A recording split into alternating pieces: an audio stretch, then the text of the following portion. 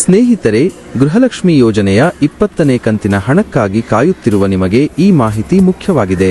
ಸದ್ಯದ ಪರಿಸ್ಥಿತಿ ನಿಜಕ್ಕೂ ಆಶ್ಚರ್ಯಕರವಾಗಿದೆ. ಎಲ್ಲರೂ ತಾಳ್ಮೆಯಿಂದ 20ನೇ ಕಂತಿನ ಹಣಕ್ಕಾಗಿ ಕಾಯುತ್ತಿದ್ದಾರೆ. ಕೆಲವರಿಗೆ 19ನೇ ಕಂತಿನ ಹಣವೂ ಬಂದಿಲ್ಲ. ಅವರು 4,000 ರೂಪಾಯಿ ಒಟ್ಟಿಗೆ ಬರುತ್ತದೆ ಎಂದು ಕಾಯುತ್ತಿದ್ದಾರೆ.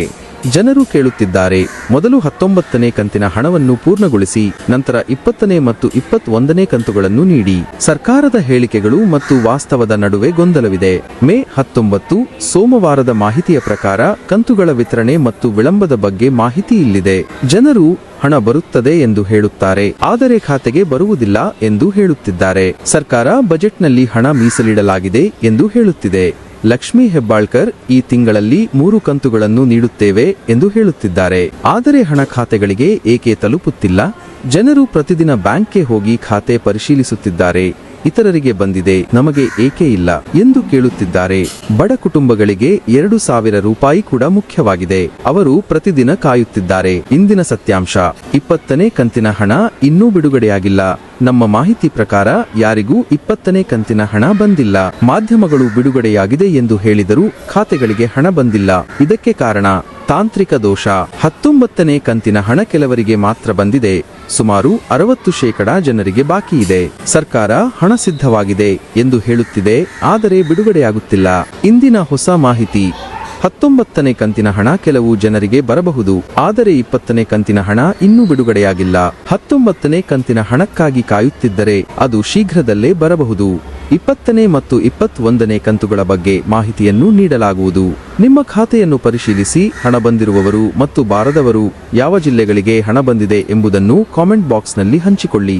ಸ್ನೇಹಿತರೆ, ಗೃಹಲಕ್ಷ್ಮಿ ಯೋಜನೆಯ 20ನೇ ಕಂತಿನ ಹಣಕ್ಕಾಗಿ ಕಾಯುತ್ತಿರುವ ನಿಮಗೆ ಈ ಮಾಹಿತಿ ಮುಖ್ಯವಾಗಿದೆ. ಸದ್ಯದ ಪರಿಸ್ಥಿತಿ ನಿಜಕ್ಕೂ ಆಶ್ಚರ್ಯಕರವಾಗಿದೆ.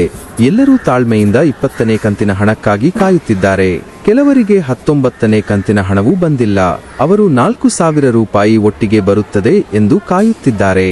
ಜನರು ಕೇಳುತ್ತಿದ್ದಾರೆ, ಮೊದಲು 19ನೇ ಕಂತಿನ ಹಣವನ್ನು ಪೂರ್ಣಗೊಳಿಸಿ, ನಂತರ 20ನೇ ಮತ್ತು 21ನೇ ಕಂತುಗಳನ್ನು ನೀಡಿ. ಸರ್ಕಾರದ ಹೇಳಿಕೆಗಳು ಮತ್ತು ವಾಸ್ತವದ ನಡುವೆ ಗೊಂದಲವಿದೆ.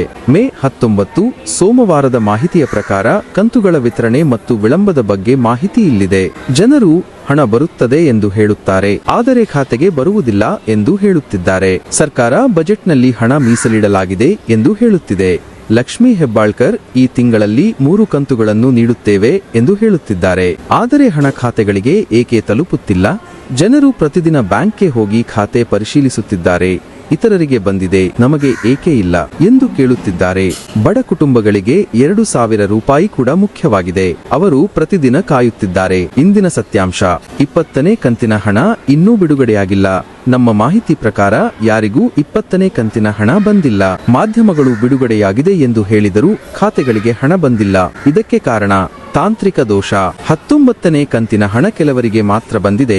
ಸುಮಾರು 60% ಜನರಿಗೆ ಬಾಕಿ ಇದೆ. ಸರ್ಕಾರ ಹಣ ಸಿದ್ಧವಾಗಿದೆ ಎಂದು ಹೇಳುತ್ತಿದೆ, ಆದರೆ ಬಿಡುಗಡೆಯಾಗುತ್ತಿಲ್ಲ. ಇಂದಿನ ಹೊಸ ಮಾಹಿತಿ: 19ನೇ ಕಂತಿನ ಹಣ ಕೆಲವು ಜನರಿಗೆ ಬರಬಹುದು, ಆದರೆ 20ನೇ ಕಂತಿನ ಹಣ ಇನ್ನೂ ಬಿಡುಗಡೆಯಾಗಿಲ್ಲ. 19ನೇ ಕಂತಿನ ಹಣಕ್ಕಾಗಿ ಕಾಯುತ್ತಿದ್ದರೆ ಅದು ಶೀಘ್ರದಲ್ಲೇ ಬರಬಹುದು. 20ನೇ ಮತ್ತು 21ನೇ ಕಂತುಗಳ ಬಗ್ಗೆ ಮಾಹಿತಿಯನ್ನು ನೀಡಲಾಗುವುದು. ನಿಮ್ಮ ಖಾತೆಯನ್ನು ಪರಿಶೀಲಿಸಿ. ಹಣ ಬಂದಿರುವವರು ಮತ್ತು ಬಾರದವರು ಯಾವ ಜಿಲ್ಲೆಗಳಿಗೆ ಹಣ ಬಂದಿದೆ ಎಂಬುದನ್ನು ಕಾಮೆಂಟ್ ಬಾಕ್ಸ್ನಲ್ಲಿ ಹಂಚಿಕೊಳ್ಳಿ.